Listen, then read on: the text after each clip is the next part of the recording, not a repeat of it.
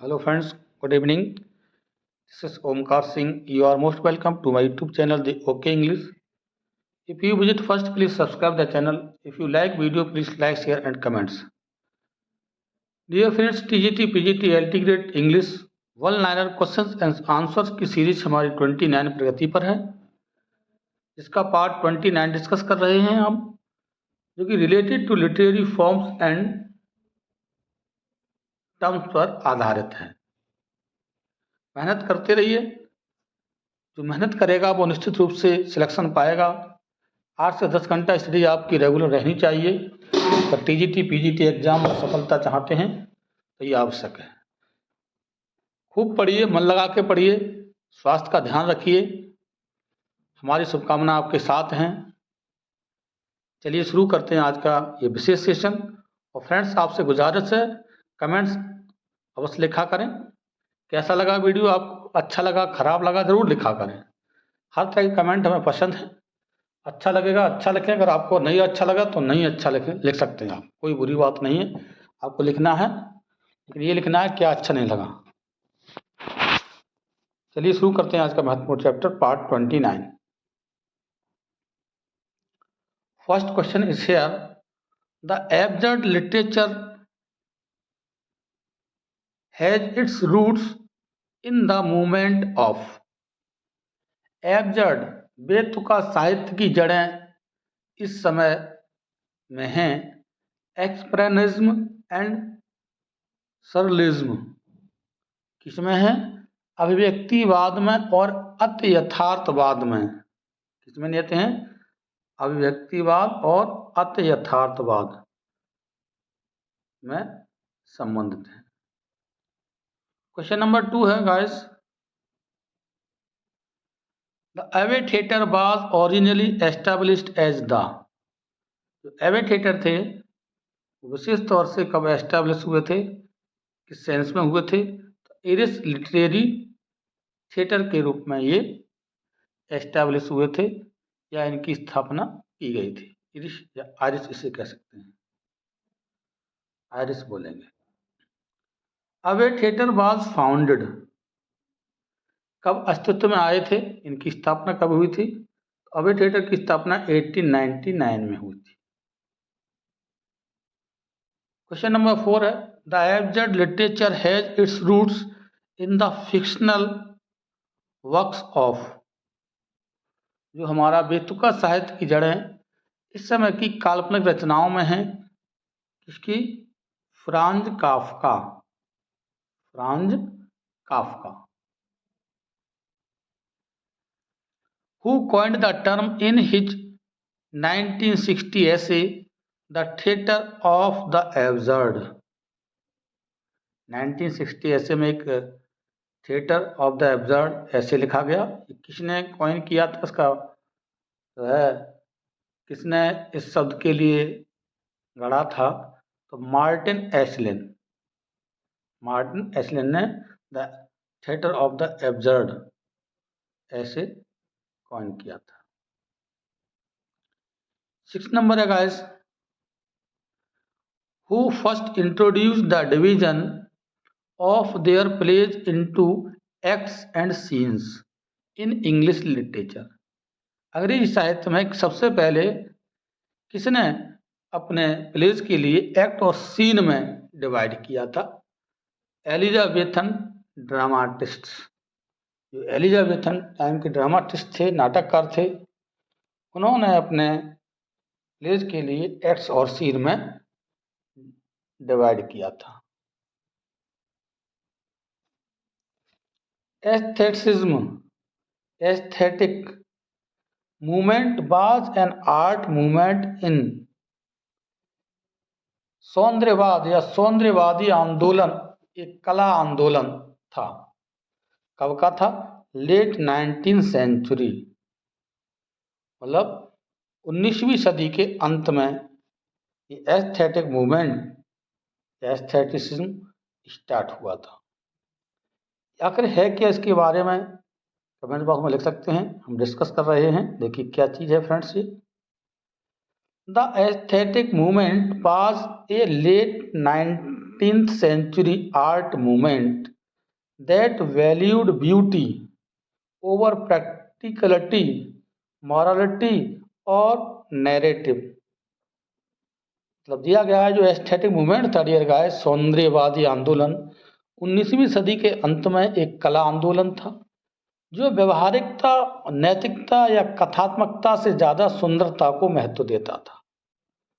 19वीं सेंचुरी के लास्ट में आर्ट मूवमेंट से कहते हैं, एस्थेटिक मूवमेंट आया था। इसने क्या किसको वैल्यू दी थी? ब्यूटी को ज़्यादा वैल्यू दी, सुंदरता के लिए। प्रैक्टिकल, व्यवहारिकता, मॉरलिटी और नैरेटिव, इन सब चीज़ों की तुलना में। It was also known as art for art sake, ये भी स्टेटमेंट फ्रेज आता है। और ये आर्ट फॉर आर्ट सेक, कला के लिए कला के रूप में भी जाना जाता है। ये भी स्टेटमेंट पूछा गया है friends. The movement emphasised the visual and sensual qualities of art and design. इस मूवमेंट ने फ्रेंड्स कला और डिजाइन के दृश्य और कामुक गुणों पर ज्यादा जोर दिया था। नेक्स्ट वन है, it was a reaction to the ugliness and materialism of the industrial age. और ये औद्योगिक युग की क्रूरता और भौतिकवाद की प्रतिक्रिया थी। क्या था? भौतिकवाद की प्रतिक्रिया। ये भी पॉइंट इससे संबंधित हैं, इनको भी आप पढ़ सकते हैं, नोट डाउन भी कर सकते हैं। नेक्स्ट 8 नंबर है friends, aestheticism was named by critic, blank दिया है, in the aesthetic movement in England in 1882, क्योंकि लेट 19th सेंचुरी माना जाता है, 1882 में ही आया था। तो ये किसके लिए नामित किया गया था, मतलब कौन क्रिटिक थे? तो 1882 जो इंग्लैंड में सौंदर्यवादी आंदोलन आलोचक कौन थे, उनके द्वारा सौंदर्यवाद का नामकरण किया गया था। तो ये थे mister Walter Hamilton. Walter Hamilton थे जिन्होंने इसको नामकरण दिया था। नेक्स्ट वन है 9 नंबर। 9 नंबर को देखेंगे, अबशालोम एंड एकिटोपेल, एचिटोपेल भी बसते हैं, एकिटोफेल 1681 में आया था। किसने लिखा था? जॉन ड्राइडन ने। इज एन एग्जाम्पल ऑफ, किस चीज का उदाहरण है? तो ये अबशालोम एंड एकिटोफेल 1681 में लिखा गया था बाई जॉन ड्राइडन के द्वारा। तो ये किसका एग्जाम्पल माना जाता है? ये पॉलिटिकल अलगरी मानी जाती है। क्या मानी जाती है? राजनीतिक रूपक इसे कहते थे। क्वेश्चन नंबर 10 है, the early 16th century everyman is an allegory in the form of आ, पीछे भी हम इसका डिस्कस कर चुके हैं प्रीवियस वीडियो में।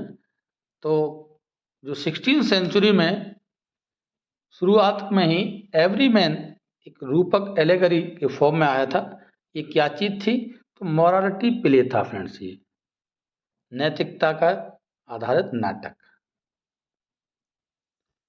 Aesthetic movement had its chief headquarters in, जो हमारा एस्थेटिक मूवमेंट था, सौंदर्यवादी आंदोलन था, इसका मुख्यालय कहाँ था मेन? तो इसका मुख्य जो चीफ हेडक्वार्टर्स था वो फ्रांस में था। कहाँ था? फ्रांस में। 12 नंबर क्वेश्चन डिस्कस करेंगे, who coined the term all art for all art. ये कैसा है? आर्ट फॉर आर्ट से, मतलब इसका मतलब ये है, इज इन 1818 में आया था। तो किसने इसको प्रतिपादित किया था? किसने इसके शब्द को गढ़ा था? ये थे विक्टर कजिन। कौन थे? Victor Cousin. Art for art sec.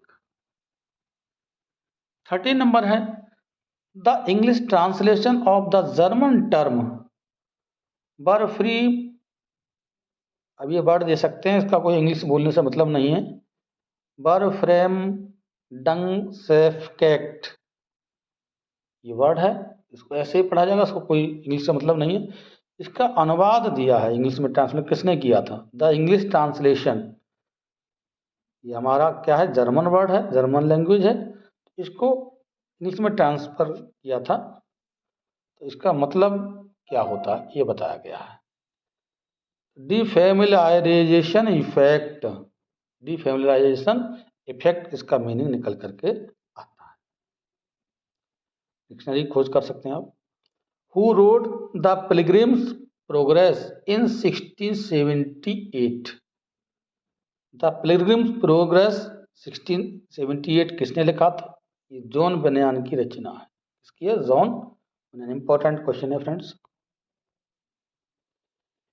15 number देखेंगे, the pilgrims progress is an example of, pilgrims progress किसका एग्जाम्पल है?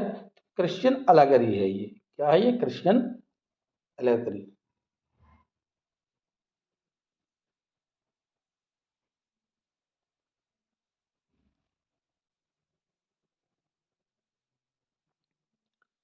सिक्सटीन नंबर है, animal form by George Orwell is, animal form है जो कि जॉर्ज ऑरवेल की रचना है। ये क्या चीज है? ये बीस्ट फेबल है फ्रेंड्स। क्या है ये? Beast fable. बीस्ट का मतलब होता है जानवरों की, पशुओं की कहानी। 17 नंबर है, a story, interesting story about a real person और इवेंट, एक स्टोरी जो वास्तव में एक वास्तविक व्यक्ति या घटना के बारे में एक रोचक कहानी होती है, उसे कहते हैं एनेक्डोट्स। किस्सा या कहानी, तो उसको एनेक्डोट कहता है। 18 नंबर, a story told as a particular instance of the general theme in a religious sermon, a story told as a particular instance of the general theme in a religious sermon, क्या बोला जाता है इसके लिए? एग्जाम्पलम। एग्जाम्पलम मतलब उदाहरण, मतलब जो धार्मिक उद्देश्य में सामान्य विषय के एक विशेष उदाहरण के रूप में बताई गई कहानी को उदाहरण कहा जाता है। एग्जाम्पल देते हैं बीच बीच में। 7 टाइप्स ऑफ एम्बिग्विटी, बहुत इंपॉर्टेंट चीज है friends. Is a work of, 7 types of ambiguity किसका वर्क है? 7 प्रकार की, तो विलियम एम्पसन का ये वर्क है। किसने लिखा है? William Empson. 20th number question है, अ पोर्टमैंटियो, अ पोर्टमैंटियो वर्ड और पोर्टमैंटियो रेफर्स टू, वर्ड है किसको रेफर्स करता है? अ ब्लेंड ऑफ वर्ड्स, का मीनिंग क्या है? ए ब्लेंड ऑफ वर्ड्स मतलब शब्दों का मिश्रण। फ्रेंड्स आज के लिए 20 क्वेश्चन थे। 1 से 2 वीडियो और आपको देखने को मिलेगी इसमें, 2 से 3 वीडियो भी बन सकती है लिटरेरी फॉर्म और टर्म्स पर। उसके बाद वर्ड्सवर्थ हम शुरू करेंगे। तैयार रहिए दोनों लोग, टीजीटी पीजीटी एस्पायरेंट चाहे एलटी ग्रेड के कैंडिडेट्स हों, सबके लिए महत्वपूर्ण चैप्टर चल रहे हैं। मेहनत करते रहिए, आप सिलेक्ट होकर रहेंगे। थैंक्स, बहुत बहुत शुभकामनाएं।